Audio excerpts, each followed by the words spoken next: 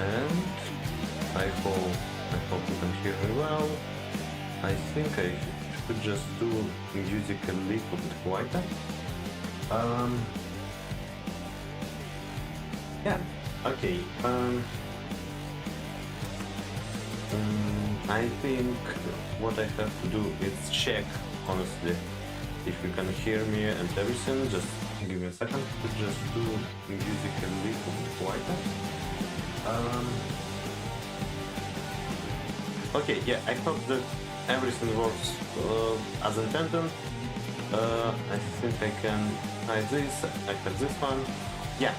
Okay. Yeah. It's always a little bit. Oh. Okay. Here's a. Yeah.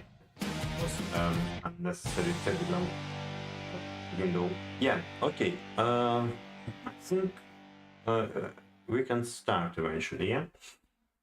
Okay. Like 3, 2, 1. The broadcasting is starting. We on air. Ludenus is here. Yeah, I understand again that this is a translation. Oh, again translation.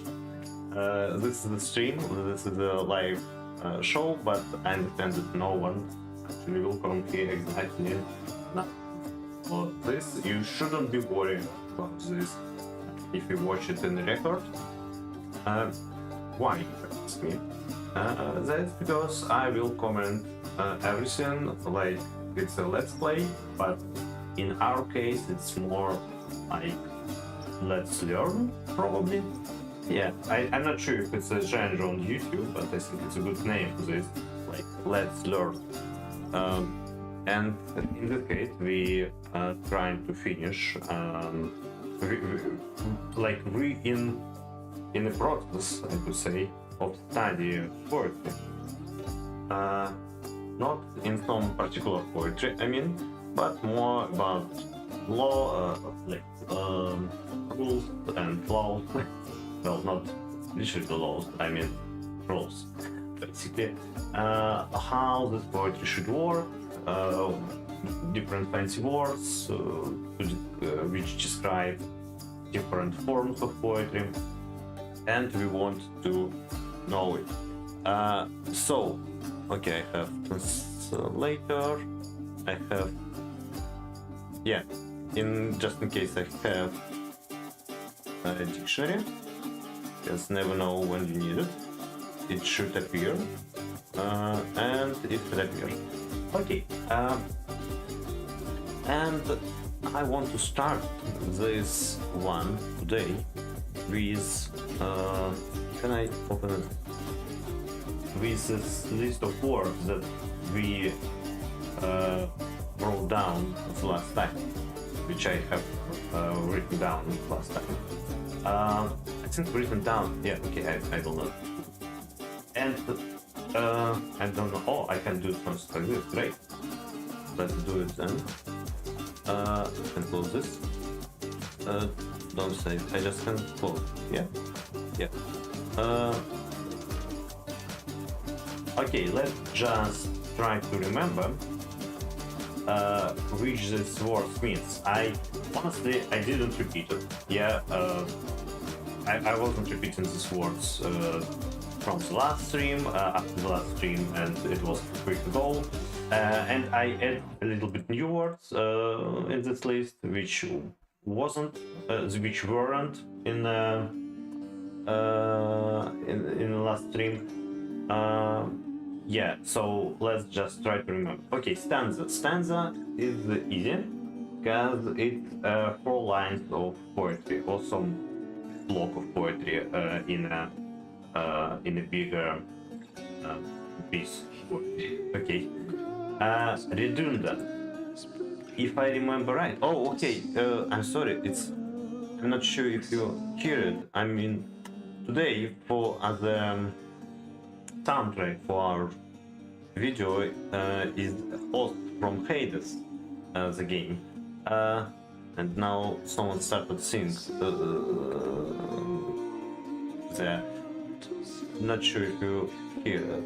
Honestly, probably I need to change it on something different. For example, do we have some twin jazz or free copyright, for example. Royalty-free Just Wing Big Band. I'm not sure.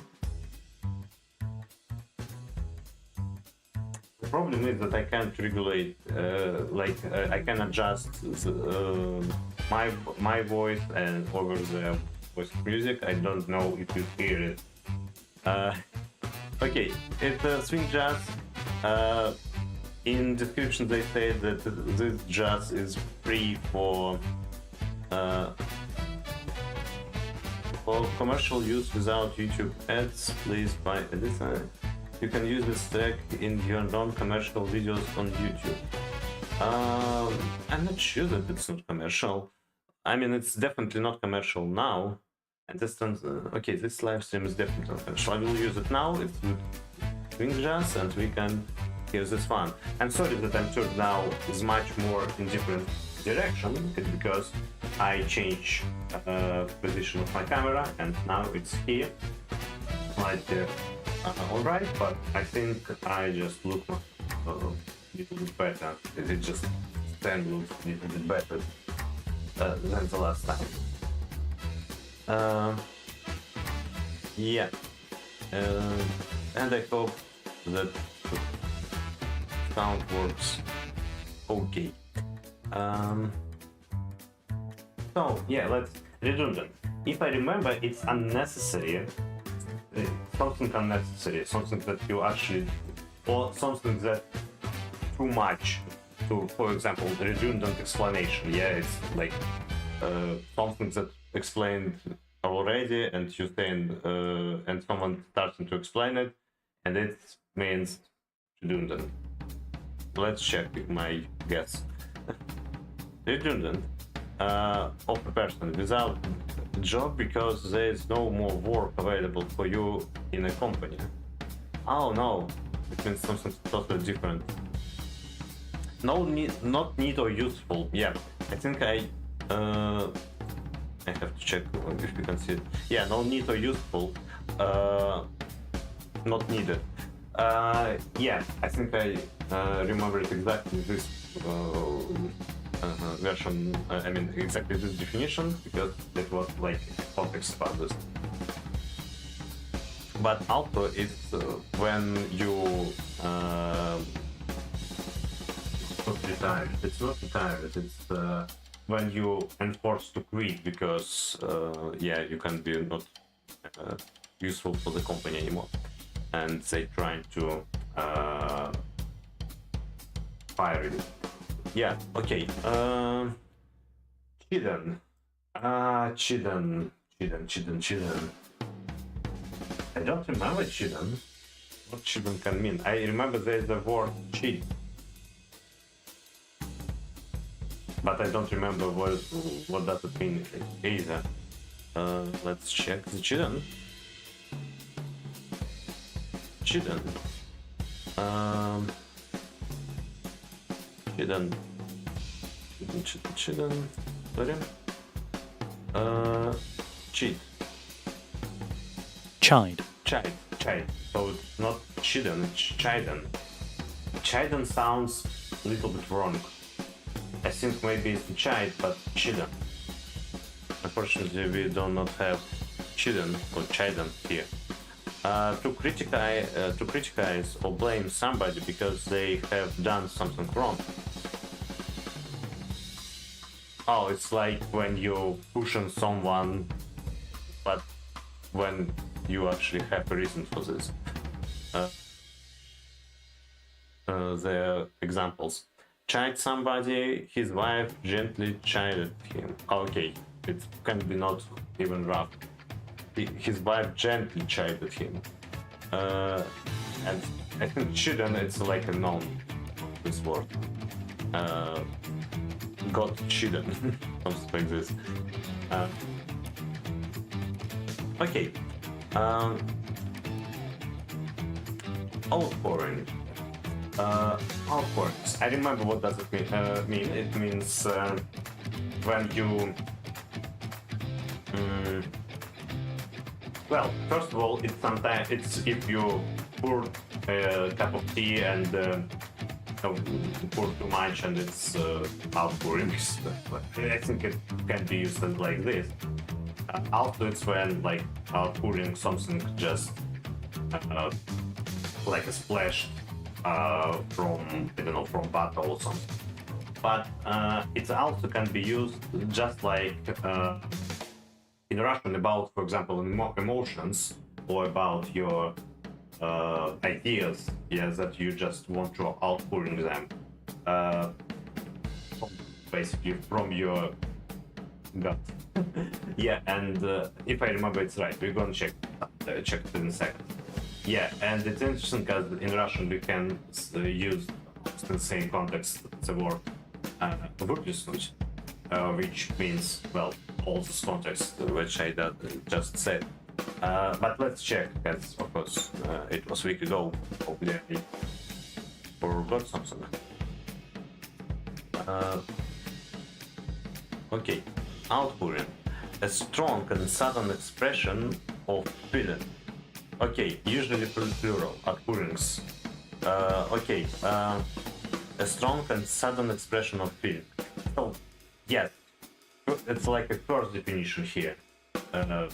Not even about the actually something liquid. A large amount of something produced in a short time. Okay, yeah, you can't use it here as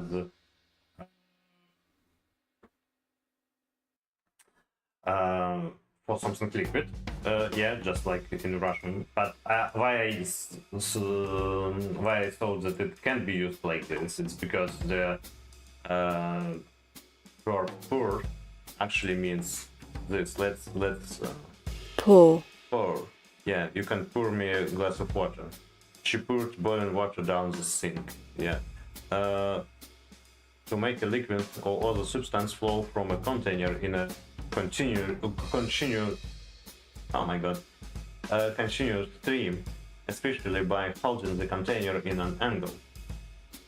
Okay, yeah, but I see that outpouring definitely came from this verb, at least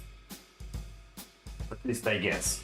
Yeah, and I think it's a very strong hypothesis. Okay, let's continue. Tranquility.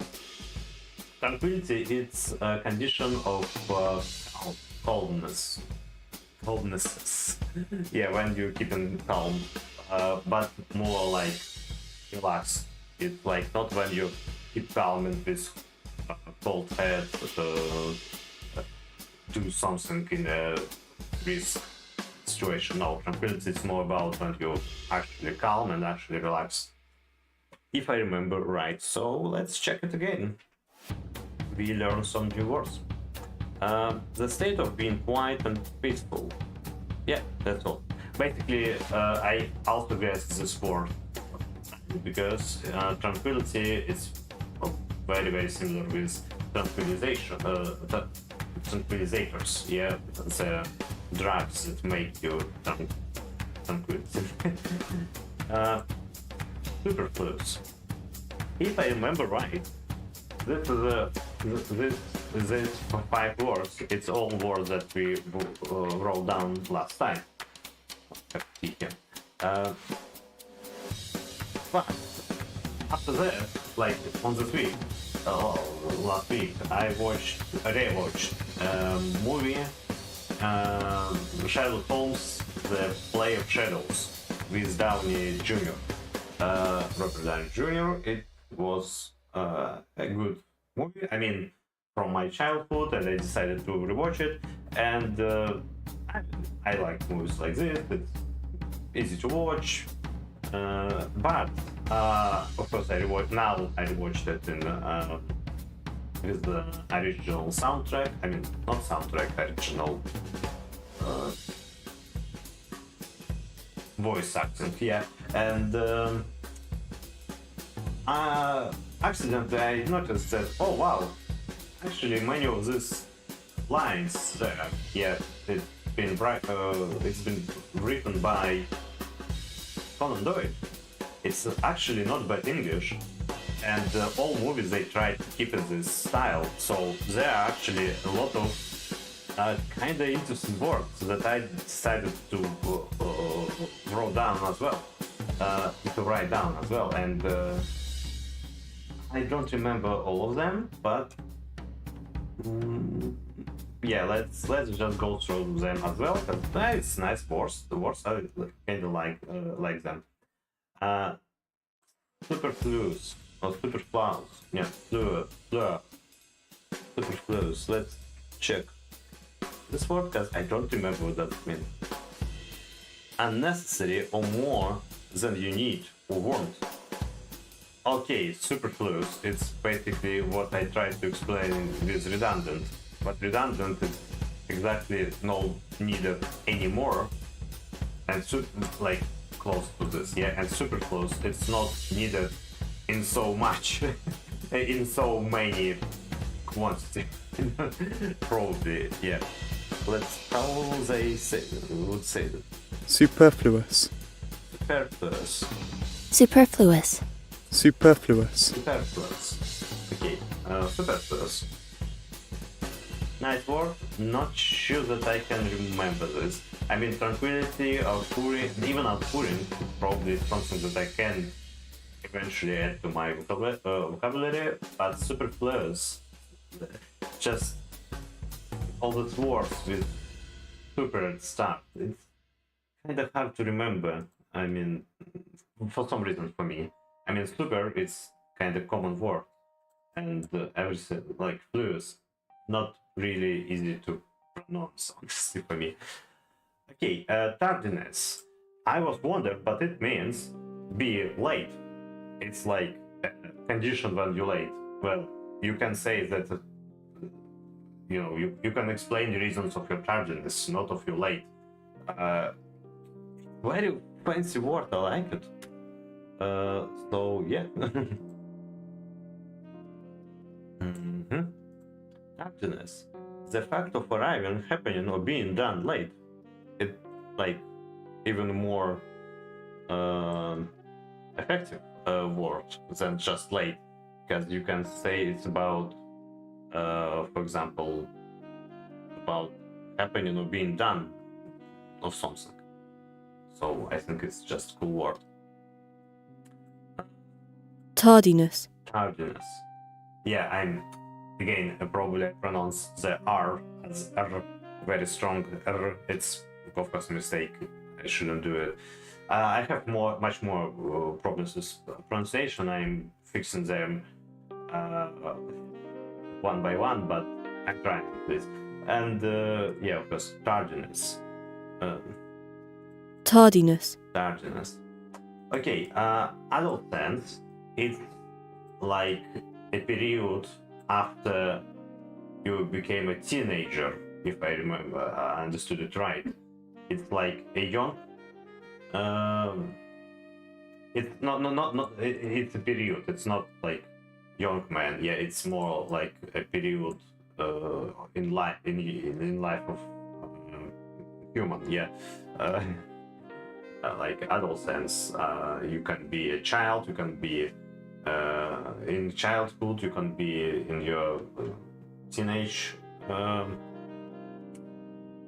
age, but adolescence, it's kind of something close to teenager and young person like 20, 22, it's still adolescence, if I understood it right. Let's check this word too. Adolescence. Adolescence. Oh, I didn't check it last time when I wrote down, because I would remember this. Adolescence. Adolescence. Yeah. Adolescence. Adolescence. Well, the time in a person's life when they develop from a child into an adult. Well, basically, it's a fancy word to say to say teenage age or something like this. And it's a good word. I think I can remember this. Incidentally, and inevitable. Let's. Incidentally, it sounds like accidentally, like with no particular reason. I mean, not as planned. Incidentally, because if I remember right, inevitable, it means like when you can't resist something. Yeah, something is inevitable when you can't resist to this. Incidentally, let's check it. Incidentally, used to introduce a new topic or some extra information or equations that you have just thought of.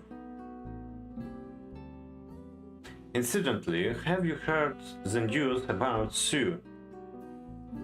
In a way that was not planned, but that is connected with something else. Oh, in Russian it's gonna be кстати говоря. I assume.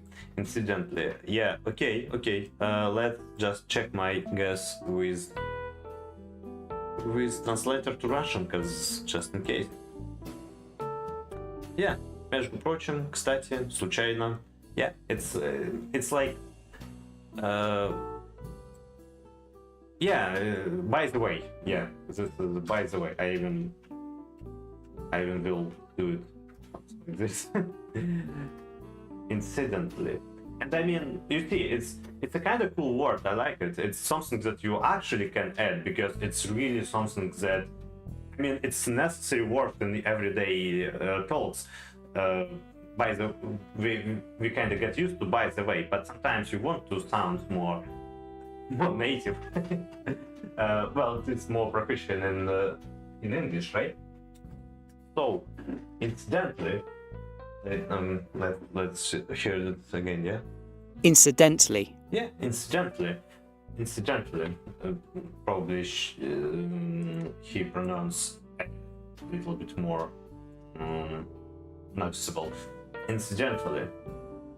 It's a cool word to replace, by the way. I mean, incidentally. And even if you speak with no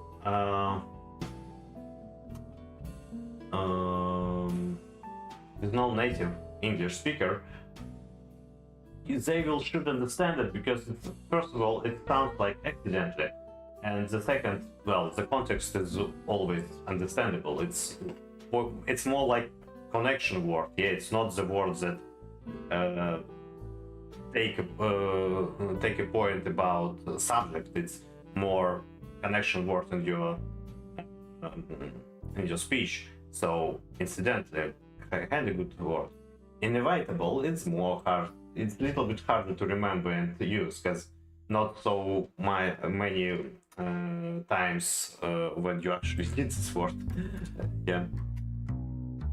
Inevitable. I mean, it's Inevitable. Inevitable. It's already an adverb, and you have an adjective and adverb. Yeah, not adverb, but an adjective. Yeah, and you already have to like connect it with some points that you have. Okay, peculiar. It's from Sherlock Holmes too, and I don't remember what does it mean at all. Strange or unusual, especially in a way that it is unpleasant or makes you worried. Okay, it's like a wicked or freak. Okay, peculiar. It sounds like some borrowing in French. Peculiar. Peculiar. Peculiar. Peculiar. Peculiar. Peculiar. Yeah, you can see here that the British version almost has no R in the end, even in this English way to say R. You see here now. Peculiar. Peculiar, with no R in the end at all, and the USA variant. Peculiar. Peculiar. Okay. Again, I'm always trying to pronounce R even harder than it's necessary. It's an accent. Please respect it. Okay, at least you can, yeah. Okay, it's kind of nice list of words. We just finished with them. So we can go to the to continue with our course. This is the Open University course. It's a free course. It's called Approaching Poetry. Everyone can register on this website and get it. And there are many different good courses. It's not commercial. I'm just really fascinated about this website. For example, I finished the course about English reading, like how to read English. It was not course about very basic English study. Yeah, it was more about how to process information when you read, and it was really helpful for IELTS exam if you need something like this. And I mean, it's not exactly IELTS exam. It wasn't exactly IELTS exam training, but tutorial, yeah. But it was really helpful to make order in your head about some principles of reading when you really need to read and get information from the text fast and in a quiet and neat format. Okay. Yeah, and we have here, using the course, the second chapter, and I think I will just gonna skip it. Oh, okay, let's read it. It's English still, we can read it.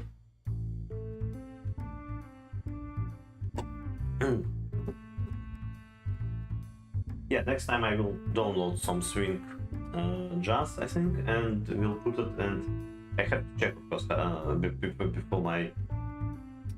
before my stream how it's all. Okay, using the course. For what we need this course? In what follows, sections, headings like rhythm, I kinda know what does it mean, at least in a basic level. Let's just hear how to pronounce this word. Rhyme. Rhyme, of course. Yeah, I tried to say rhythm. Rhyme. And Rhythm. rhythm. Rhyme, rhythm. Very handful English you can see here. Why we can read it as a rhyme and as a rhythm. Rhythm, something like this, okay. Line lengths and line endings. Alliteration. You really want to know what alliteration does mean. I mean, in theory, I tried to read it a couple of times and even seen some examples. Never got the idea what does it mean. For some reason, just probably this time we're gonna chart this, yeah. And so on, are intended to act as synopsis to help you use the course. If terms are unfamiliar, look them up in the glossary at the end of this free course. But you have like them right here. Probably you will explain what does it mean, the rhythm, alliteration, rhyme. Okay, but if they don't, we're gonna use the glossary indeed. I think that we're gonna use the glossary indeed is most puzzled phrase. Like, we are gonna do something very American, if I understood it right, and add something like indeed in the end of sentence. Do it very British. So yeah, we are gonna do it. We are gonna check the glossary. With my Russian accent, it makes no sense.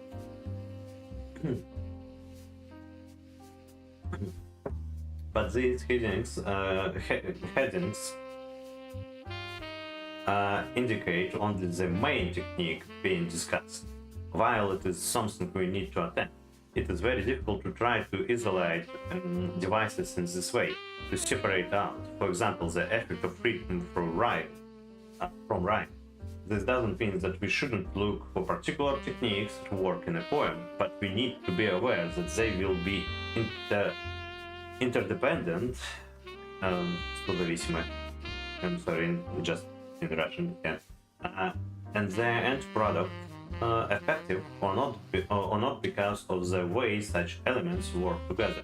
Okay, I can use word product about poetry. Legally confirmed. Okay. As you work through this course, don't be discouraged if your response to exercise differs from mine.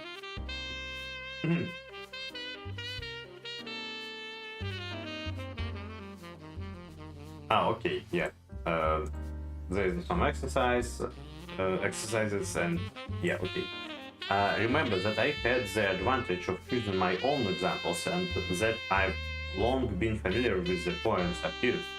On a daily basis, we probably read much less poetry than we do prose. This is perhaps one reason why many people say they find poetry difficult and familiarity. Okay, how to pronounce this? Okay, and familiarity and lack of practice. Yeah, I agree that we do not read poetry every day, but I actually trying to do. I mean, not every day, but kind of often. But it's really easy for me to read one poetry again and again, honestly. Okay, unfamiliar. Okay, I know what does it mean. I just need to hear how to pronounce it. Unfamiliarity. Unfamiliarity. Unfamiliarity. Unfamiliarity. Unfamiliarity. Okay, I think it's at least it sounds understandable. My mouth. Okay, but like anything else, the more efforts we put in, the wider the range of experiences we have to draw on. I hope that when you come across an unfamiliar extract in the discussions that follow, you might decide to look up the whole poem on your own account, widening your own experience and enjoying it too. Yeah, we have our poetry is not a science. We do have different opinions about this. Honestly, I think that even in science we have different opinions about it. Just usually lay down on the deeper levels of science. Okay. Remember that language changes over the years. Yeah, I like this topic about changing of language. For example, I literally use the word whom because I seen it too much in different books and like in poetry, but basically it's not a common word for modern English. It definitely sounds a little bit old, and because I do not provide a good English for people around, whom in my like in my performance sounds weird, I believe.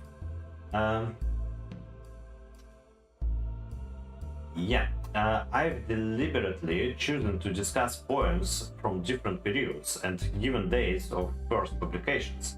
Do keep this in mind, especially as you may find some examples more accessible than others.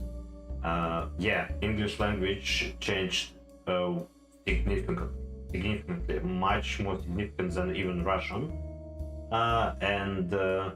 If like modern Russian people can understand something 400 years ago, probably English native will not understand their descendants from same period. Actually no, it wasn't Shakespeare. Probably they do. Okay, I don't know. I'm not sure. I've deliberately chosen the name. Do keep this in mind, especially as you may find some examples more accessible than others. The idiom and register of poem written in the 18th century will usually be quite different from one written in the 20th. Different verse forms are popular at different times. While sonnets have been written for centuries, they were especially fashionable in Elizabethan. How to pronounce this one? I mean, I totally understand what does it mean, but fashionable. They were especially fashionable in Elizabethan.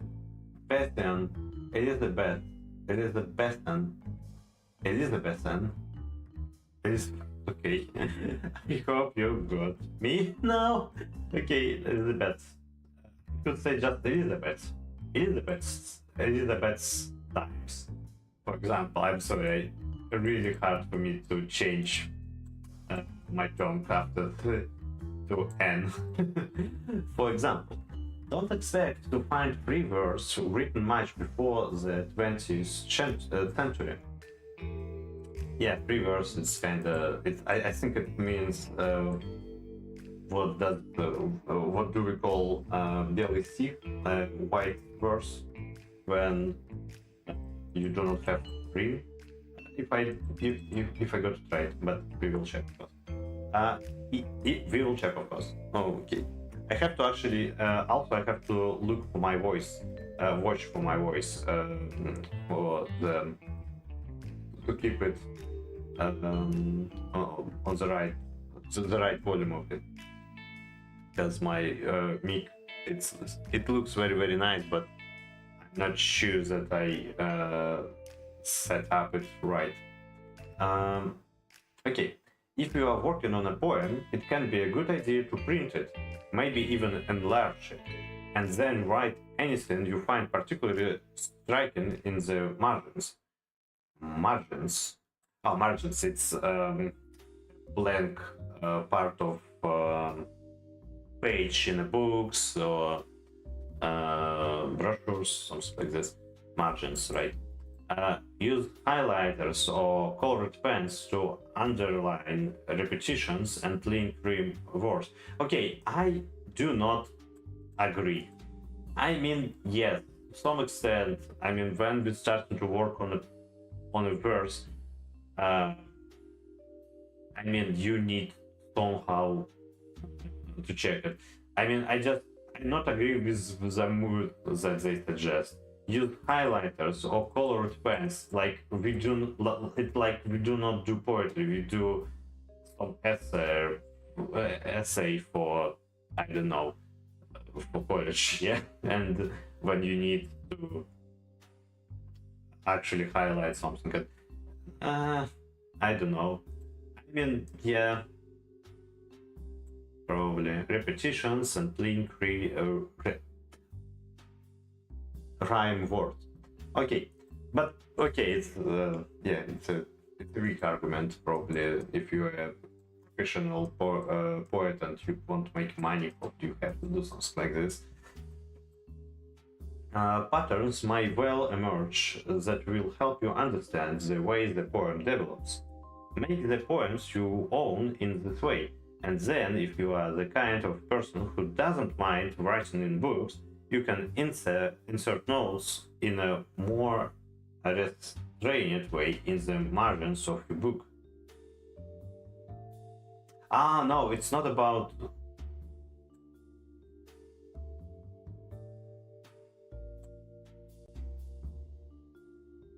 It's like not you working on a poem, it doesn't mean that you write a poem, it probably means that you're trying to understand the poem. Okay.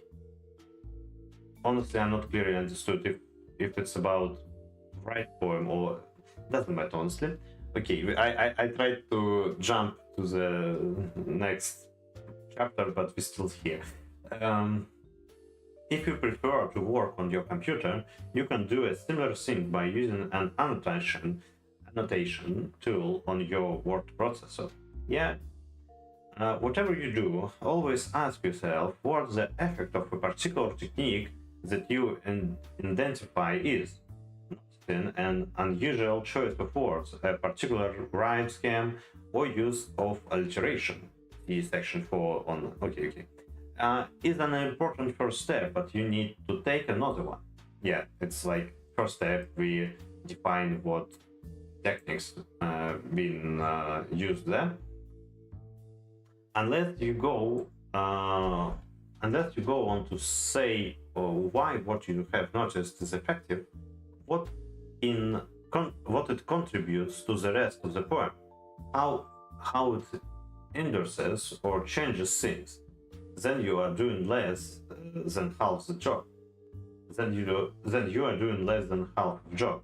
Get into the habit of asking yourself questions, even if you can't always answer them satisfactorily. Let's check how to read this one satisfactorily. Satisfactorily. Oh, almost right. Satisfactorily. Satisfactorily. Satisfactorily. Fact. Satisfactorily. Satisfactorily. Satisfactorily. Satisfactorily. Satisfactorily. Okay. I hope. Yeah. I understand what does it mean. Just need to hear this. I just made the words that I didn't understand. Endorses. Endorse. Endorse something is to say publicly that you support a person's statement or course of action. Oh, endorses. Okay, how it supports something in this poem. Yeah, in this case. Okay, endorses. Support. Right, I'm writing down this one in my list. Good. Okay, yeah.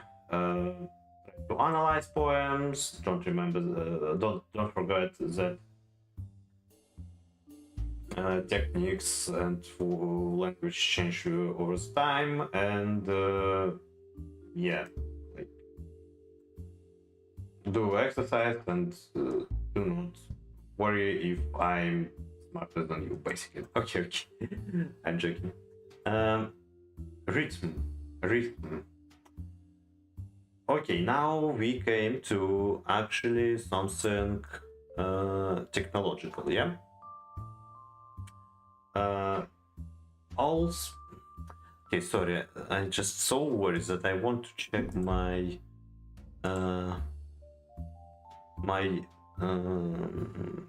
volume again to actually something technological, yeah? Yeah, it's not sure that you can hear the music. It's pretty sad if you can't. Okay, rhythm.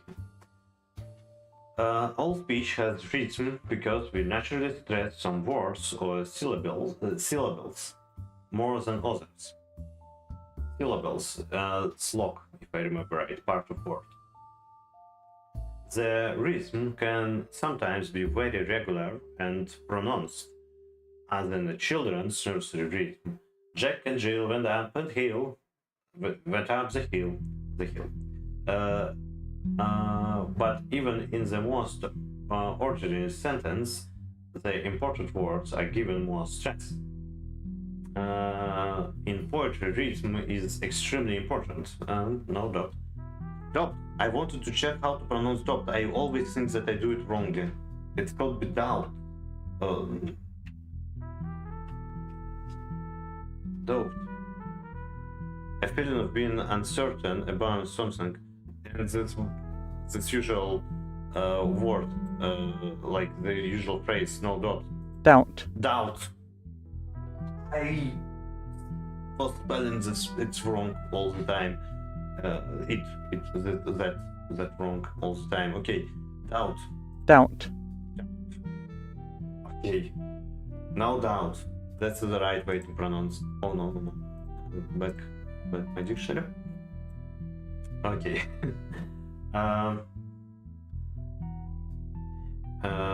Patterns are deliberately created and repeated for varying effects.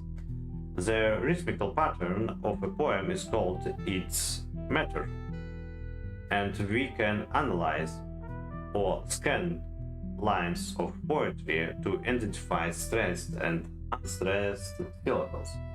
In making the text to show this, the mark / is used to indicate a stressed syllable, X to indicate an unstressed syllable. Each complete until of stressed and unstressed syllables is called a food, which usually has one stressed and one or two unstressed syllables. Okay. The most common food in English is known as a yam, which is an unstressed syllable followed by a stressed one. Many words in English are yam. A simple example is the word forgot. When we say this, the stresses naturally fall in the sequence. Forgot. Forgot. Yeah, got under the stress. Forgot. Iambic rhythm is in fact the basic sound pattern in ordinary English speech. If you say the following line aloud, you will hear what I mean. But I'm not native, so probably I will pronounce it wrong. Okay. I went across the road and bought a pair of shoes. And bought a pair of shoes. Yeah, like a pair of shoes. Okay. I went across the road and bought a pair of shoes. Okay. That's really works. That really works. It really works. I add too much s in the end, that's it's creating not right grammar. Okay, I want to check if Jack and Jill went up the hill. Is it a real poem, and maybe we can find it on YouTube and well hear it maybe. Probably, but it all has terrible multiplications there, and a lot of IE images. Jill went up the hill. And how long this? I mean, no, it's something.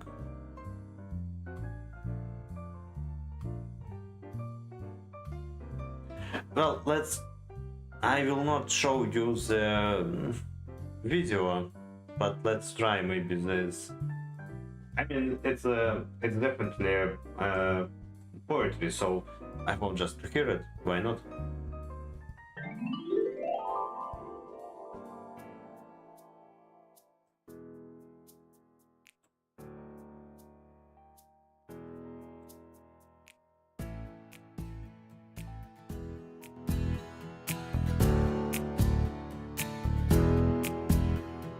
Jack and Jill went up the hill to fetch a pail of water. Jack fell down and broke his crown, and Jill came tumbling after.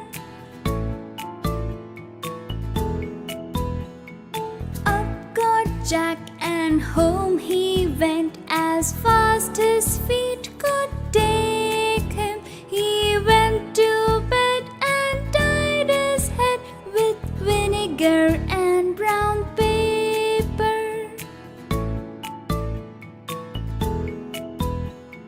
Jill came in, she grinned and grinned to see Jack's brown paper. Jack smiled too and winked at Jill. They went to fetch the water. Jack and Jill went up the hill to fetch a pail of water. This time out they didn't fall down and fetched the pail of water. Happy end. Yeah. Okay. Yes, it's definitely some kids, children's nursery. Yeah, nursery have to remember this word. I even want to write it down, probably. It's a good word. Nursery, it's a song for sleeping, if I remember right. Yeah. Okay, the next okay, yamp is when, okay, the most common food in English is known as the yamp, which is an unstressed syllable followed by stressed one. Forgot. Okay, many words in English and yampic. Okay, and when we do a poetry, we just do it like one syllable down, one syllable up, down, up, etc., etc. Okay, and I think I just write down yam, and will use their way to mark the stress in this version. Yeah, it's and like this. Yeah, you can see it, but I think I will show it in the next stream before we start. Before we start this course, I mean. Okay, the next most common food is the crochet, a stressed syllable or beat, if you like, followed by an unstressed one, as in the word mountain. Mountain, yeah, I agree. Okay, crochet or trochi. Crochet. I think it should spell as trochi. Troki. Maybe troki, honestly. Let's check it. And probably we do not have. Oh, we do have this word in Oxford Learner's Dictionary. Trochee, Troki. trochee, I can do the T a little bit softer as they do. trochee, Troki. trochee, Cherokee. Okay, Cherokee. A stressed syllable or beat, if you like, followed by an unstressed. Okay, mountain. It's a different order. And I'm gonna write it down as well. Right. Oh, and I'm gonna write it down as well. Write it down. Write it down as well. It was yum. If you not sure that you were interested in this, but this phrase had been performed as a jump. No, close it. Yeah. Okay. Let's see. Trochee. Both the yamp and the trochee have two syllables. The yamp being a rising rhythm and the trochee a falling rhythm. Another two-syllable food known as a spongy has two equally stressed beats. Blue spurt. Okay, let's start with spongy. Hope it will exist in this dictionary. Spondy, Spongy. Okay, spongy, two unstressed syllables.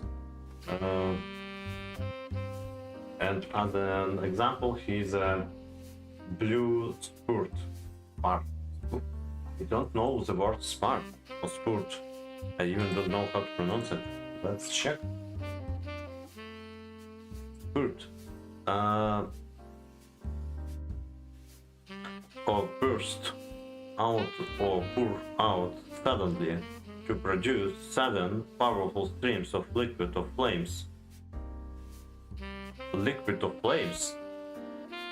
Burst or spurt. Blood was spurting from her nose. Oh, okay. Yeah, understandable. Delightful example, thank you. Blood was spurting from her nose. And everything is, and like everyone in this room understood what does it mean. Red and yellow flames spurted out of the fire. Okay, got it. So blue spurt, not sure what does they mean. The color, or probably the mood, like wet mood and blue spurt. Loose bird. Loose bird. It's interesting. It's totally unstressed. Stand a little. Yeah. Totally unstressed. It was. I just. Yeah. But, totally unstressed words, like 2 in a row. And I mean, probably we have something like this in Russian, but for some reason, if I remember it right, they taught us that every word have to contain at least one stress, and like in Russian tradition, it could be like this one is stressed and this one is stressed. It doesn't mean that this stress is like it can be not stressed because it's already in the like in the word. We are calling that the syllable is stressed, is under the stress because, well, there's no only all the syllables, not syllable. Yeah, syllables. But okay. But they prefer to call it, say, even if it's not too low, yeah, but it's still like word should contain one stressed syllable. Probably I'm mistaken. Honestly, it was a long time ago, so it's all my imagination. Other important feet have 3 syllables. The most common are the feet, food. Have to remember that food, we can't say foods, we have to say feet. Yeah, just a weird plural form of the word. The most common are the unupset and the dactyl, which are triple rhythms, rising and falling respectively as in the words. Unimpressed and probably unimpressed. Okay, let's hear how unupset pronounce. Anapest. Anapest. Here's the 2 variants, guys. Here are 2 variants. A unit of sound in poetry consisting of 2 weak or short syllables followed by 1 strong one. What does it mean? Anapest.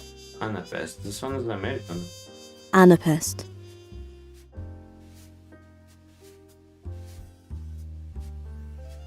Anapest. Anapest. Anapest. Anapest. Okay. I think they do not know how to pronounce it right. So it can be Anapest and Anapest. It's anyway it goes to my little file with new words. Anapest, dactyl. We're gonna check dactyl as well in a second. Dactyl.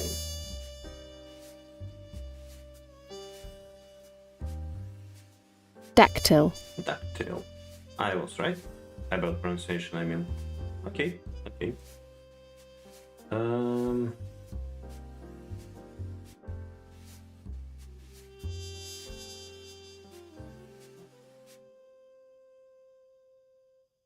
Oh, we're already here for an hour. I even didn't notice. That's cool. I think we still will go to alliteration. We'll try to understand alliteration today. Probably not too hard, and we'll jump to. I mean, we'll continue with alliteration next Monday. But probably we will understand it today. So, and then it's gonna be. Okay, here are some fairly regular examples of the 4 main kinds of matter used in poetry. I have separated the feet by using a vertical slash.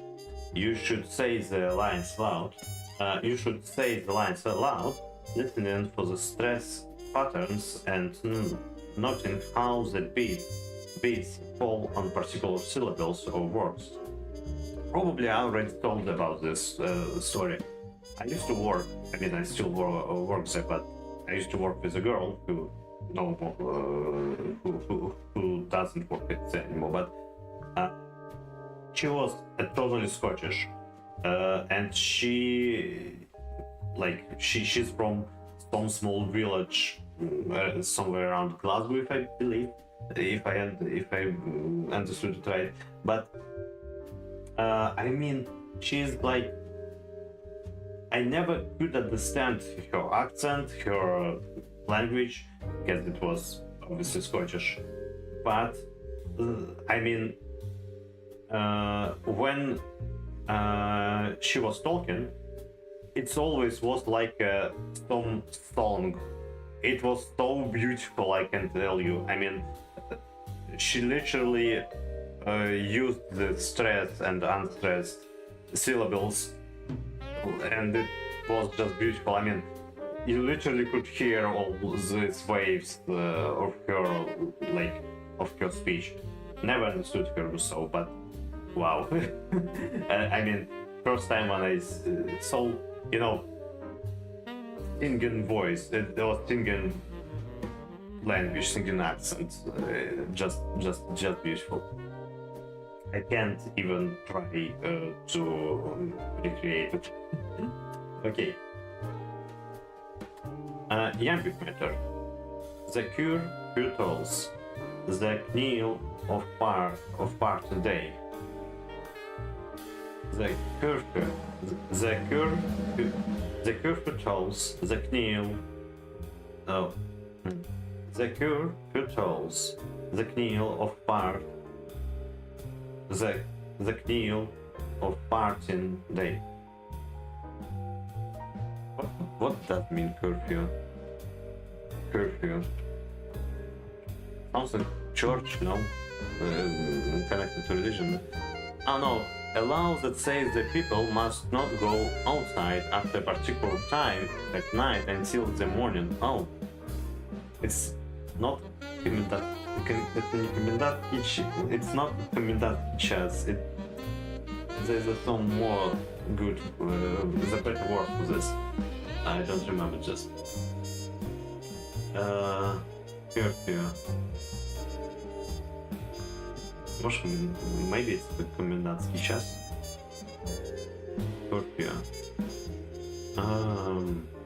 Okay. Okay.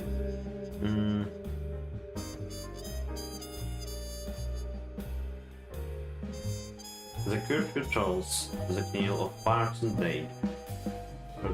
Tolls. What does it mean? I mean, it's definitely some poetry. Let's find what is it. The curfew tolls.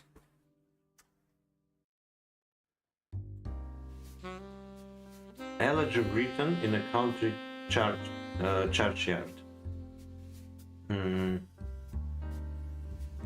Oh yeah, we actually had read it last time.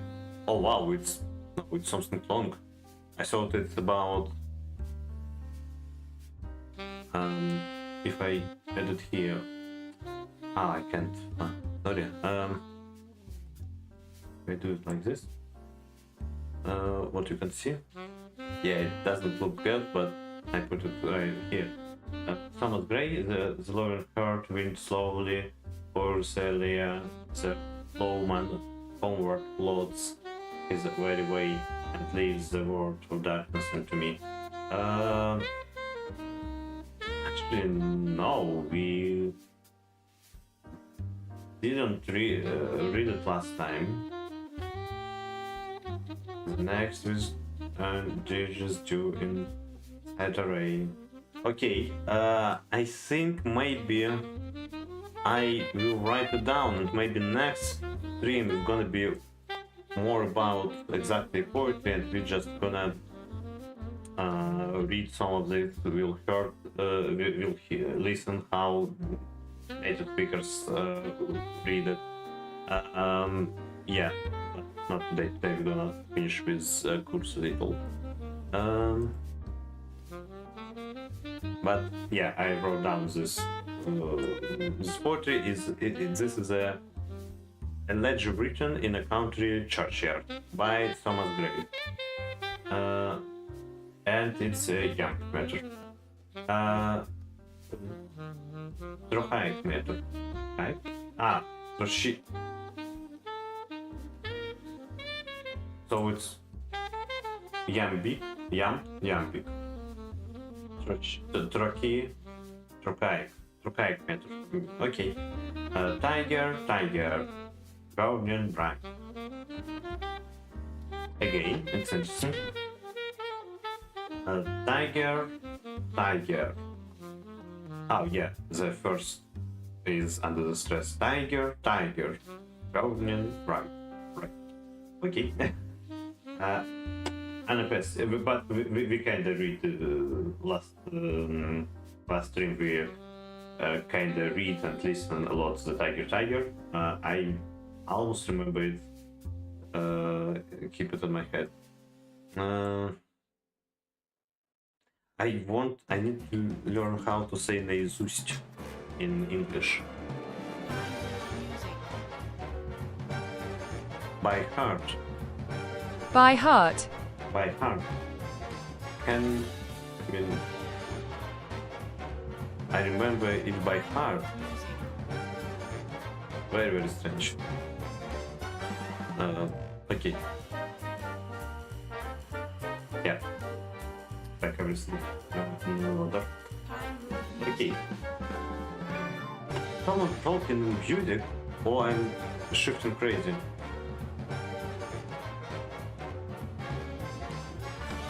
Can you do?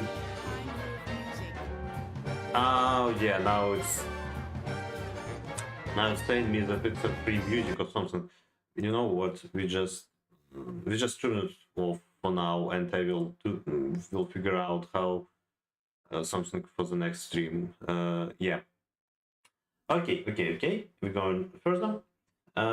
She's far from the land where her young hero sleeps. She's far from the land where her young hero sleeps. Hero sleeps. Okay. Let's maybe break down this, find this one as well, and just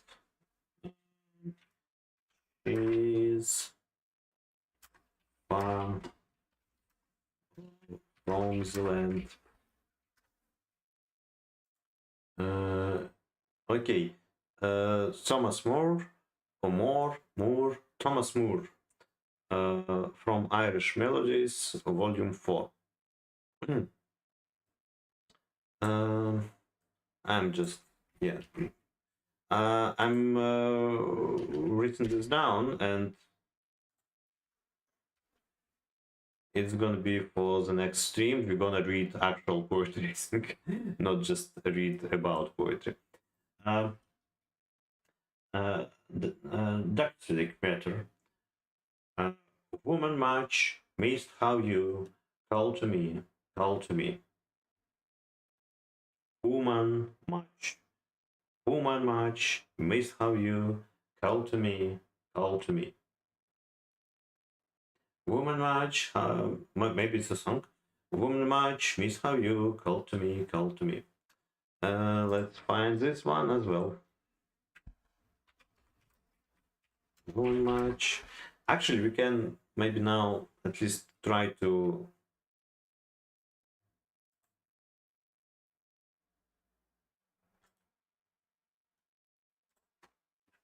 woman much miss how you the voice. Thomas Harton. At least today, well, let's maybe do the pause for this, and okay, he's kind of a lot of things. Okay, let's just try to maybe stop here and okay, yeah, just go further. The other technical points that you need to know about is the way the lengths of lines of words are described. This is done according to the number of feet they contain. The names given to different lengths of lines as follows. Okay, monometer, monometer, I think it's monometer. A line of 1 foot, diameter, 2 feet, 3 meter, a line of 3 feet, tetrameter, pentameter, hexameter, heptameter, and octameter. And just line of 8 feet. So let's try. For example, the curve filters the kneel of part in day. So this is the lambic meter, and this is the 1, 2, 3, 4, 5, 6, 8, 9. Oh no, feet is the one. Yeah, feet is like okay. 1, 2, 3, 4, 5. So it's the curve filters the kneel of part in day. It's a iambic pentameter, if I understood it right. Okay, and trochaic meter is, for example, tiger, tiger, bird and bright. Is 1, 2, 3, 4. So it should be tetrameter. Yeah, it's a trochaic tetrameter. She's far from the land, with her young, here sleeps. So it's gonna be again anapestic tetrameter, and woman much miss how you call to me. It's gonna be a dactylic tetrameter as well. Okay. By far, the most widely used of these are the tetrameter and the pentameter.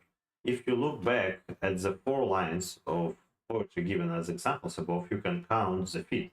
You will see that the first one has 5 feet, so it is a iambic pentameter line. I was right. The second one has 4 feet. I was right. So it is a trochaic tetrameter line. The fourth and fifth also have 4 feet, so anapestic and dactylic tetrameter lines respectively. Good, I was right. Lines do not always have exactly the right number of beats. Sometimes a pentameter line will have an extra beat, as in the famous line from Hamlet. To be or not to be, that is the question. Okay. Sometimes a pentameter line will have an extra. Okay, they didn't say. I do not read further. I do not read further. Let's find, like they say that this is a pentameter. Let's try to understand which meter in stress it is. To be or not to be. That is the question. It's a little bit broken in the end, how they say it, but to be or not to be. 3 times, 3 syllables. That is the question. That is for the question. This is a 5 with an extra beat. So it should be trochaic. Yeah, it's a trochaic pentameter. To be or not to be, that is the question. Good. Exciting, guys. You can see it. It's exciting. It does work. It does work. I like it.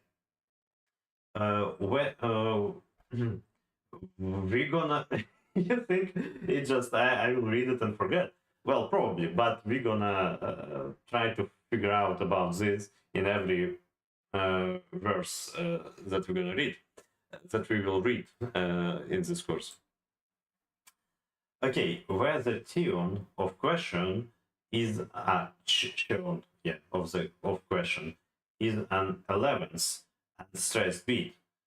It is worth asking yourself why Shakespeare wrote the line like this.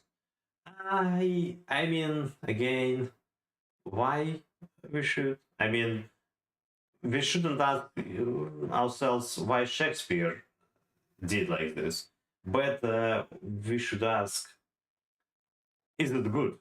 And if it is, why? Because Shakespeare probably, I mean, no, I don't know about anything about Shakespeare's methods to write. Of course, I never read anything about this, but uh, sometimes, I mean, it's just like if you do not have a strong evidences about some particular line in a verse from that had been provided exactly by an artist, by a poet, probably better ask about if it's good, and if it is, why. If it is bad, why. Not why. Like, do not put a poet in this. Poet did it probably with no special reason. I mean, he just felt. He just was feeling that it is good, probably without actually understanding why. At the same time, Shakespeare probably did know why. At the same time, and he was a very proficient in poetry, so probably he actually did. But in general, I think it just. I mean, now I'm arguing just with the definition of this like sentence, not with like obviously that the course mentor actually did mean that this should be that we should ask why it's good and why it's bad.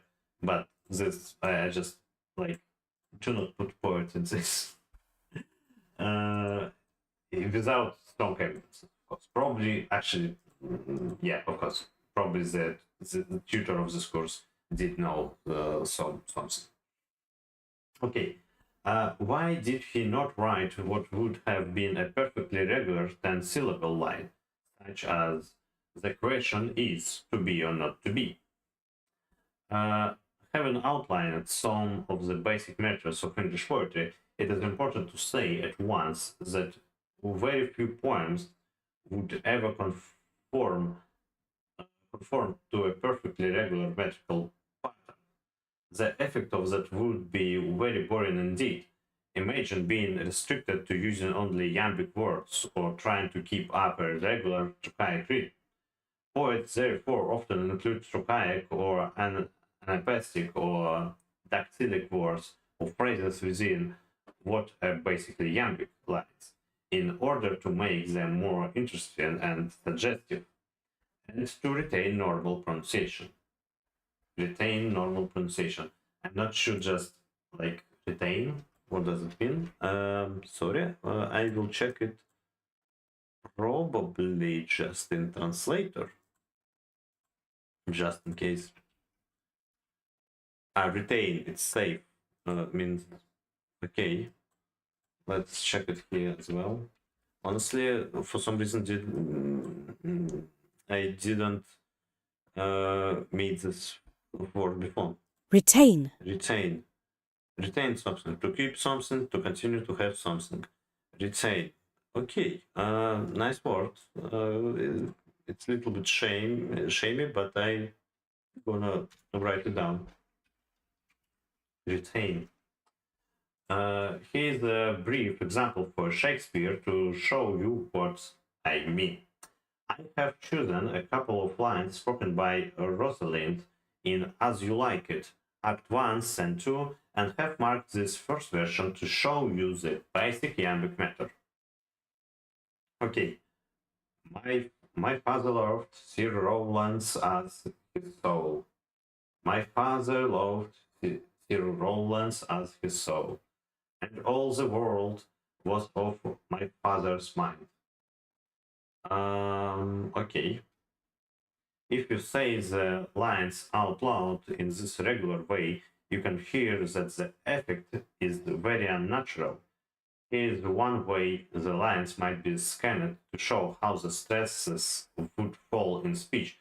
So there are other ways of scanning them. Okay, my father loved Sir Rollins as his soul, and all the I'm trying to pronounce it with no marks of stressing that been gave. My father loved Sir Rowland as his soul, and all the world was of my father's mind. Okay, my father. Oh, okay, that is a iambic, as it should be, and this one it's as stress should fall in usual English. My father loved Sir, Sir Rowland, Sir Rowland as his, yeah, Sir Rowland as his soul, and all the world was of my father's mind. I'm not sure how I would read it with no marks, honestly. I'm trying to pretend that I do not see them, but I see them. Okay. It must be okay. Yeah, like Yamp is nice, even so it breaking the normal lesson on these words. It must be emphasized that there is no need to feel that you must try to remember all the technical terms I have been introduced here. The purpose has been to help you to become aware of the importance of rhythmic effects in poetry, and it can be just as effective to try to describe this in your own words. Yeah, but it's such a nice thing to remember, actually. Iambic, trochaic, and anapestic, dactylic. I will try to remember it because it just makes more sense to know something about poetry when you can actually use vocabulary, the proper vocabulary. I don't want to explain every time uh, it matters with hand waving and yeah. Yeah. Up. Oh wow, I'm in category games. A little bit wrong. Okay. Must be okay. The thing to hang on to when writing about the rhythm of a poem is that, as Ezra Pound put it, rhythm must have meaning. It can't be merely a careless dash of with no grip and no real hold to the words and sense. Tampty tum tampty tam tam ta. It can't be merely a careless dash off with no grip and no real hold to the words and sense. I'm sorry, it seems as a good sentence. Can't say I understood it right. Rhythm must have meaning. Okay, I understand it. It can't be merely a careless. It can be pointless. It should have point. Dash off.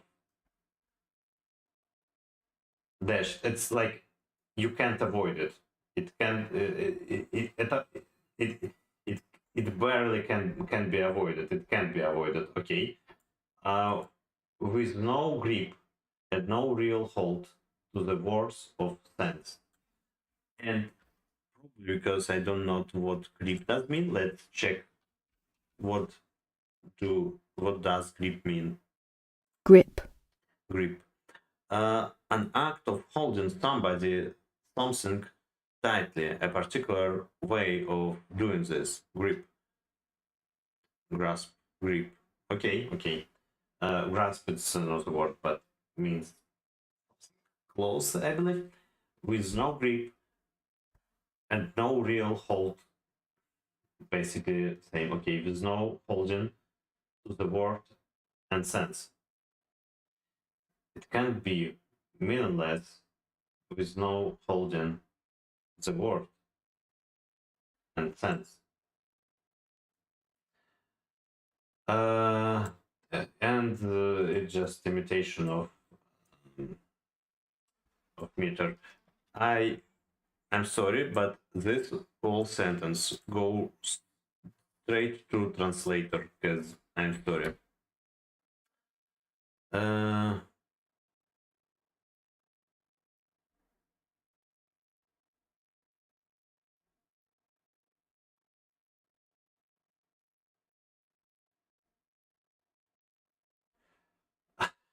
Honestly, now I think that it's almost meaningless sentence. Like, read must have meaning. Okay, okay. It can't be. It can't have no meaning. Basically, I'm sorry. I just, I mean, the translator gives you translation for every word, but summarize. Read must have meaning. It shouldn't be meaningless. That's what they do. But I mean, like dash off. I thought it's something like dashing, but dash off in this case it's more like actually let's check it because dash off. Dash off or to write to draw something very quickly. Yeah, it's not rhythm doesn't something what you have to do fast, and it should basically keep some sense. Paraphrasing, basically, very sophisticated paraphrasing. Well, okay, but it's the Ezra prompt, Ezra prompt. So she's a poet. She can do something like this. I do it something like this by myself, usually in Russian, of course. But yeah, there are occasions, of course, when a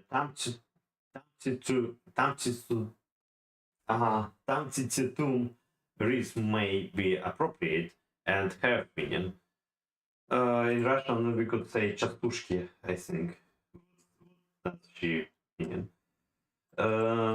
When Tennyson wrote The Charge of the Light Brigade, he recreated the sound, pace, and movement of horses thundering along with the emphatic dactyls of half a league, half a league, half a league onward into the valley of death, rode the 600. It's actually very sad thing. I think we're gonna listen it as well. This is local national trauma about their war in against Russia in Crimea, and it's good poetry about meaningless attack of light cavalry and on cannons. And I mean, we're gonna read it next time, I hope. But I already, yeah, it's already fifth verse that I wrote down. Okay. Half a league, half a league, half a league onward into the valley of death, around the 600. Into the valley of death, around the 600. Okay, I probably do it in the wrong way. But for a very different example, we might take a short two-line poem by Pound himself. This time there is no fixed meter. Like much 20th century poetry, this poem is in free verse. Its title is in a station of the metro being the Paris Underground Railway. Yeah, okay. Interesting. That metro in Russian means stay. And it was written in 1916. The appropriation of these faces in the crowd, petals on a wet black bow. The appropriation of these faces in the crowd. Petals on a wet black bow.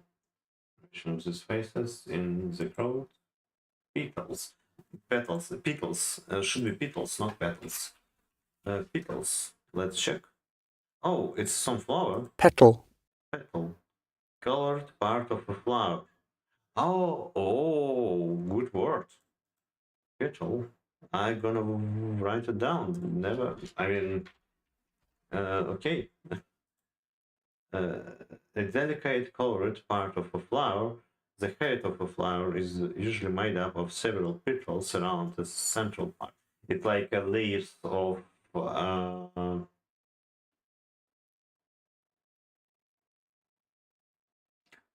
don't know this word. Okay, have to check. Maybe I know, but forget. Forgot. Flower. I know this word. Of course, I know this word. I'm sorry. I'm stupid. Petal. Okay. Petal is like a leaf of flower in the beauty part of flower. On a white black bow. Bow. Let's check bow too, just in case. I messaged it in Russian. Let's check again. Bow. bow, Bow. A large branch of a tree. Oh, okay. Black bow. Vision of this face in the crowd. Petals on a white bow. Okay. Here you can see that the rhythm plays a subtle part in. Gonna write it down. Probably I don't want to actually read this carefully, but I want to hear the rhythm, and we're gonna hear this next time, or maybe today. I'm not sure how much time the stream already going on. Honestly, not too much time to left, but we're close to finish with this one. Okay, here you can see that the rhythm plays a subtle part in conveying the meaning. The poem is comparing the faces of people in a crowded underground to petals that have fallen onto a wet bow. The rhythm, okay, I actually understood it. Yeah, I managed with this one. The the rhythm not only highlights the keywords in each line, but produces much of the emotional feeling of the poem by slowing down the middle words of the first line and the final three words on the second. Okay, the rhythm not only highlights the keywords in each line, but produce much of the emotional feeling of the poem. I have to hear that. I have to hear it. I can't understand it now. For our final example of rhythm, I've chosen a passage from Alexander Pope's An Essay on Criticism. Okay.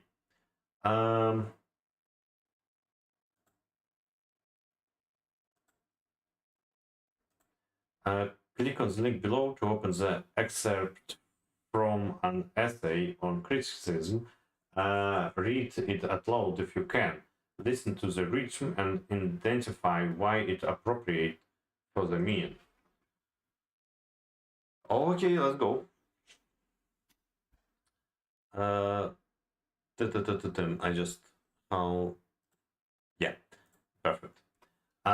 Soft is the strain when zephyrs gently blows, and the smooth stream in smoother numbers flows.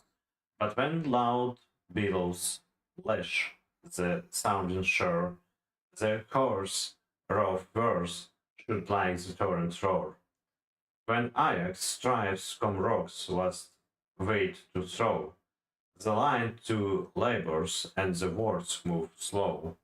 Not so when swift Camilla scores the plain, flies o'er the unbending corn and skims along the main.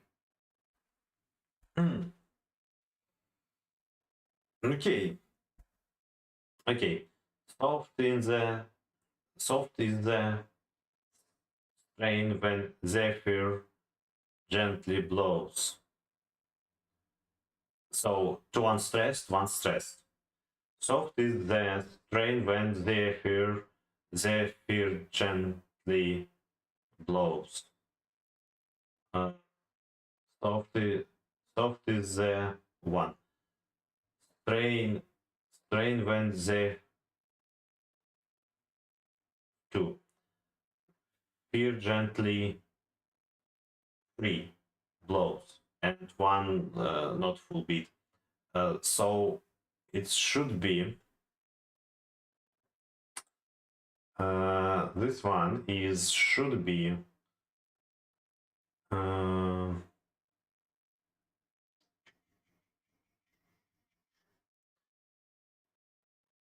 so it's anapist, anapist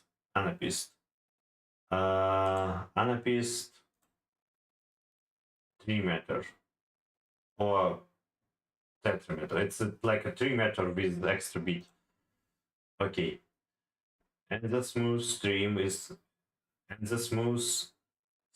in smoother numbers flows. But when loud below slash the sounding shore, the horse rovers should like the torrent roar. When Ajax drives some rocks, some rocks wait to throw. The line two labors and the words move slow. Not slow when swift Camilla scores the plane. Plane is under stress. Okay, it's not like it's almost always the same, but something changed in the end of each line, if I understood right. Okay, listen to the rhythm and identify why it is appropriate for the mean. Okay, soft is the strain when zephyr gently blows, and the smooth stream in smoother numbers flows. Like we highlight, this is a smooth stream, we highlight zephyr, but when loud below slash the sounding shore, we like outline, we like emphasize with the stress most important words in description of this place, of this shore. The horse rovers should like the torrent roar. Torrent roar, is it about torrent is a bull, no? Masculine cow. I'm sorry. Let's check it. It sounds like why I thought that like roar, it's definitely about the sounds that can produce animal, but torrent, I mean, I know torrent, it's like a spool in Spanish, probably torrent in some like a large amount of water moving very quickly. Oh no, I was totally wrong. Torrent. Torrent. I'm so stupid. Yes. Yes. We all know what torrent does mean in the internet, but we will keep silent. Okay. Rovers should like the torrent row. The horse. Okay. I want to just translate this all into sentence. Actually, I kind of like this verse, I think.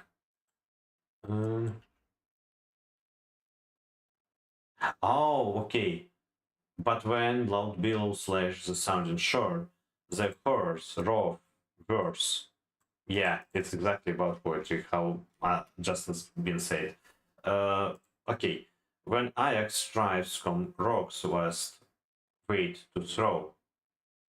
Ajax is a river somewhere in Greece, no? or somewhere in the Middle East. I'm not sure. Stripes some rocks with vast, right pronunciation. Let's check it again. I mean, I know this word, just want to check how to pronounce correctly. Vast. Vast weight to throw. The line to labors and the words move slow. The line to labors and the words move slow. Not so when swift Camilla scores the plain, flies o'er the unbending corn, and skims along the main. I'm just will translate it too hard, and we have to finish soon.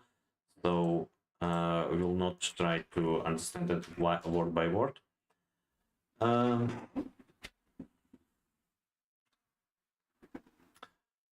Yeah, just I was worried. Camila, Zephyr, Ajax should mean something, but they do mean nothing for me. Essay on criticism, we're gonna probably hear it next time.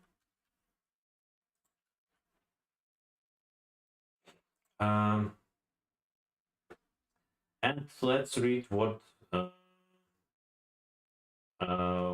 actually they want to say us. This extract from Pope's an essay on criticism, like the whole poem, is written in rhythm couplets, lines rhyming in pairs. Couplets. Have to write it down. Couplets. Lines rhythmic in pairs. So soft, lows, flow, shore, roar, throw, slow, plain, main. Okay, it's about rhythm. It's not about rhythm, it's about rhyme. Lines rhythmic in pairs, but it's rhythmic. Why this? I thought it's called rhyme when you finish.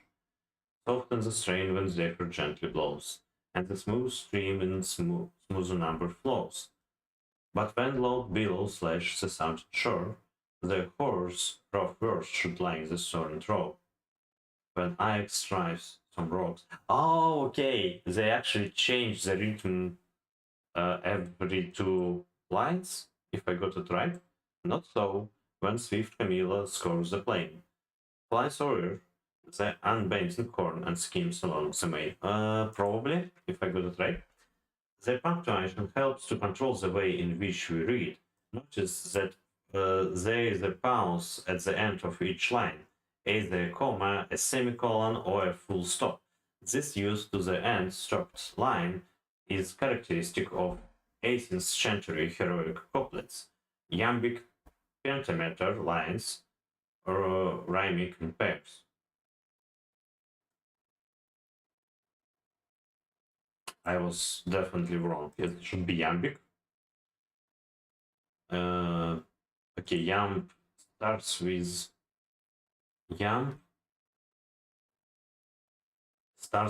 unstressed. Soft is a strain when zephyr gently blows, and the smooth stream in smooth numbers flows. But when loud billows lash the billow, but when loud billows lash the sounding shore, the horse rove verse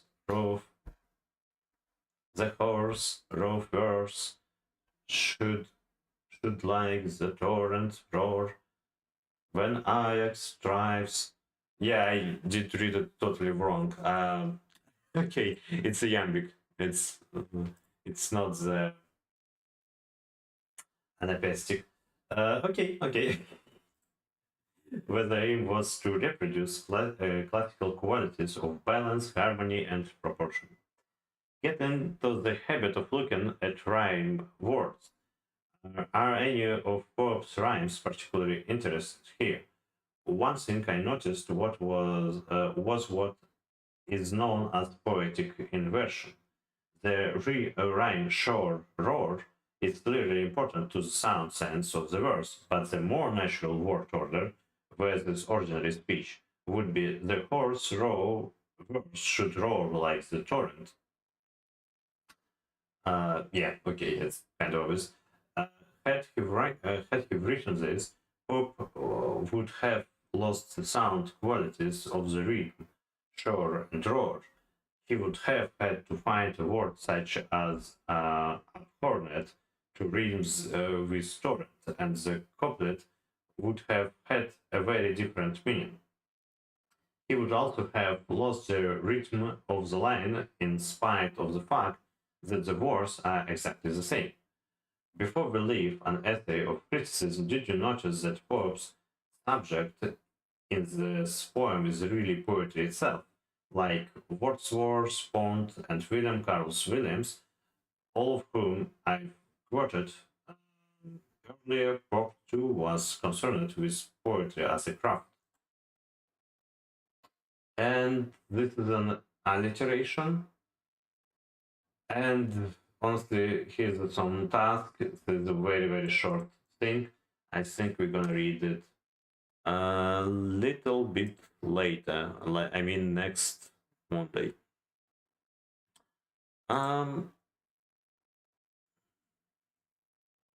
Let's find at least one of them of this verses that we have here, and just try to find some reading of this.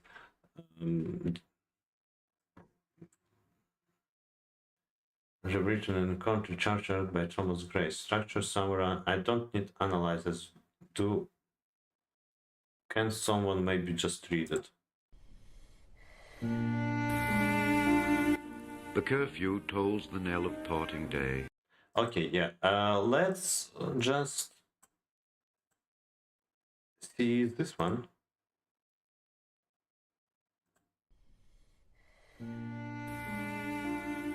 The curfew tolls the knell of parting day. The lowing herd winds slowly o'er the lea. The ploughman homeward plods his weary way, and leaves the world to darkness and to me. Now fades the glimmering landscape on the sight, and all the air a solemn stillness holds, save where the beetle wheels his droning flight, and drowsy tinklings lull the distant folds. Save that from yonder ivy-mantled tower, the moping owl does to the moon complain of such as wandering near her secret bower molest her ancient solitary reign. Beneath those rugged elms that yew trees shade, where heaves the turf in many a mouldering heap, each in his narrow cell forever laid, the rude forefathers of the hamlet sleep. The breezy call of incense-breathing morn, the swallow twittering from the straw-built shed, the cock's shrill clarion or the echoing horn, no more shall rouse them from their lowly bed. For them no more the blazing hearth shall burn, or busy housewife ply her evening care. No children run to lisp their sire's return, or climb his knees the envied kiss to share. Oft did the harvest to their sickle yield, their furrow oft the stubborn glebe has broke. How jocund did they drive their team afield, how bowed the woods beneath their sturdy stroke. Let not ambition mock their useful toil, their homely joys and destiny obscure, nor grandeur hear with a disdainful smile the short and simple annals of the poor. The boast of heraldry, the pomp of power, and all that beauty, all that wealth e'er gave, awaits alike the inevitable hour. The paths of glory lead but to the grave. Nor you, ye proud, impute to these the fault, if memory o'er their tomb no trophies raise, where through the long-drawn aisle and fretted vault the pealing anthem swells the note of praise. Can storied urn or animated bust back to its mansion call the fleeting breath? Can honor's voice provoke the silent dust, or flattery soothe the dull cold ear of death? Perhaps in this neglected spot is laid some heart once pregnant with celestial fire, hands that the rod of empire might have swayed, or waked to ecstasy the living lyre. But knowledge, to their eyes her ample page, rich with the spoils of time, did ne'er unroll. Chill penury repressed their noble rage, and froze the genial current of the soul. Full many a gem of purest ray serene the dark unfathomed caves of ocean bear. Full many a flower is born to blush unseen, and waste its sweetness on the desert air.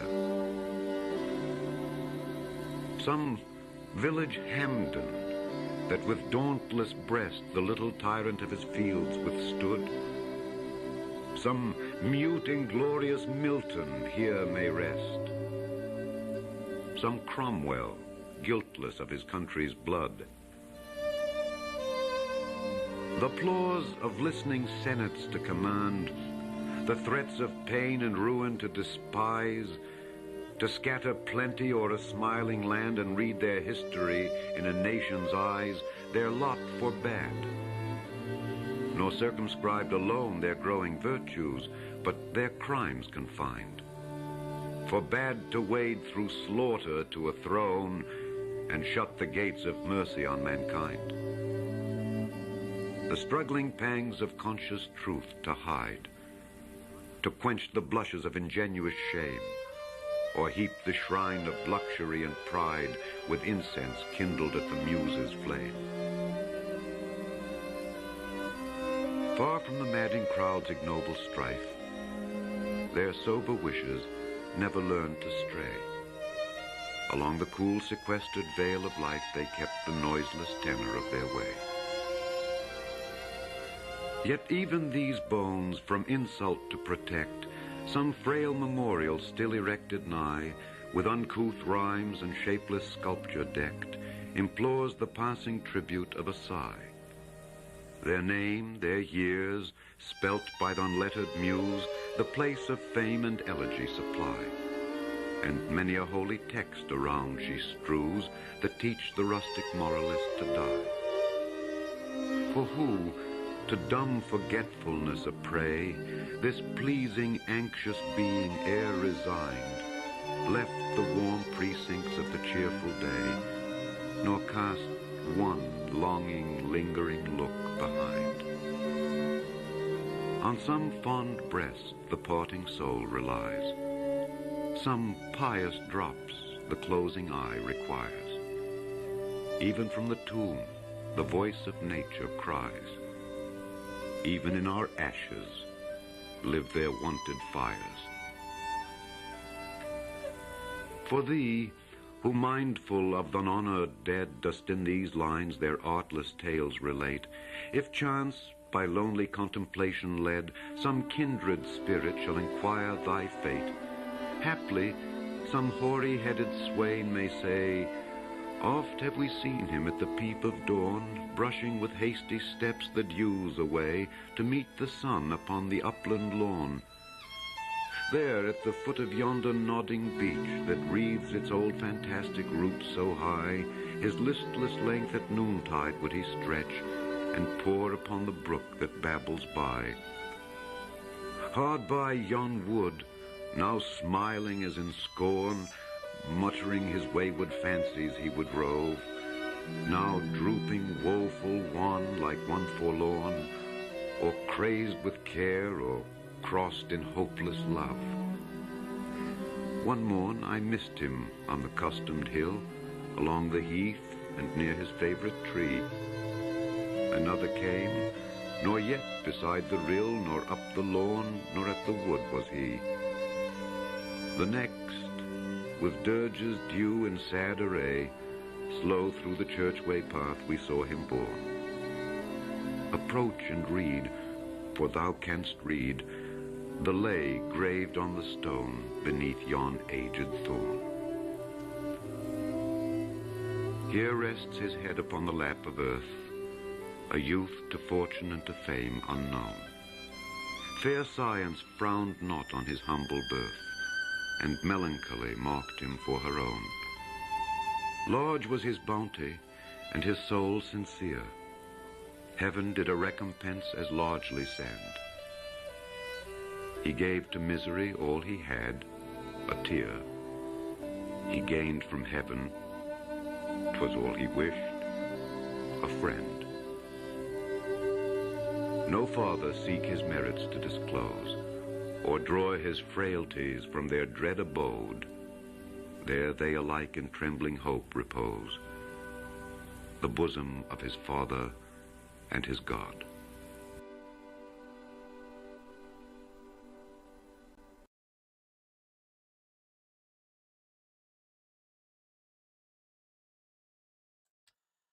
Well, okay, yeah.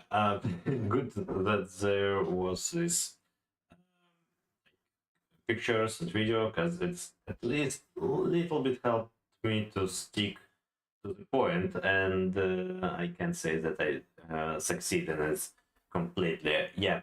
So probably the next time we will manage with alliteration, manage with rhyme, and only after that we go to read many or other verses and poems. Because now I understood that for example, this one was a long one, yeah, and I literally will want to read it and understand every word and point of the poetry. We're gonna actually like read it, yeah, and probably I will want to analyze it after we got with alliteration and rhyme, just to be sure that we can do it. And maybe in 2 weeks we will start with real poetry, but I think we're gonna listen some anyway, just to keep it a little bit fun. Yeah. Okay, this is all for today. I hope I was enjoyable today, and let's put some music in the end, just to be. I'm a little bit afraid that I put something and it will be muted on YouTube. I hope that hosts from video games will not be affected.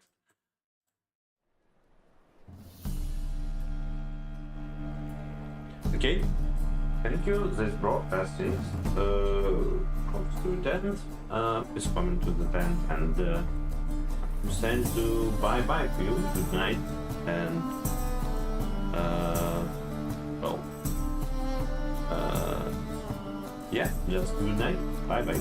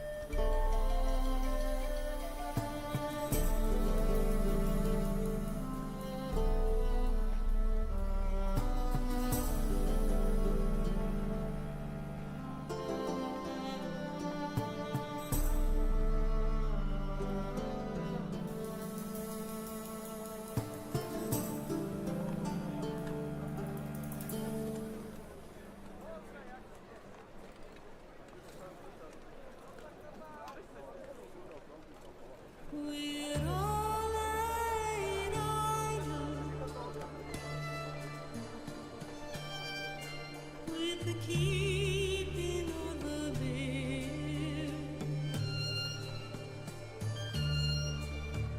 The lad will lay work on the lass will learn.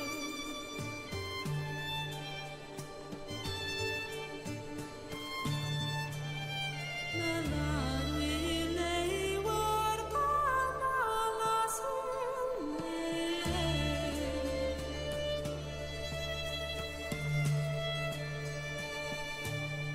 The lies are long in thy blood, bonny and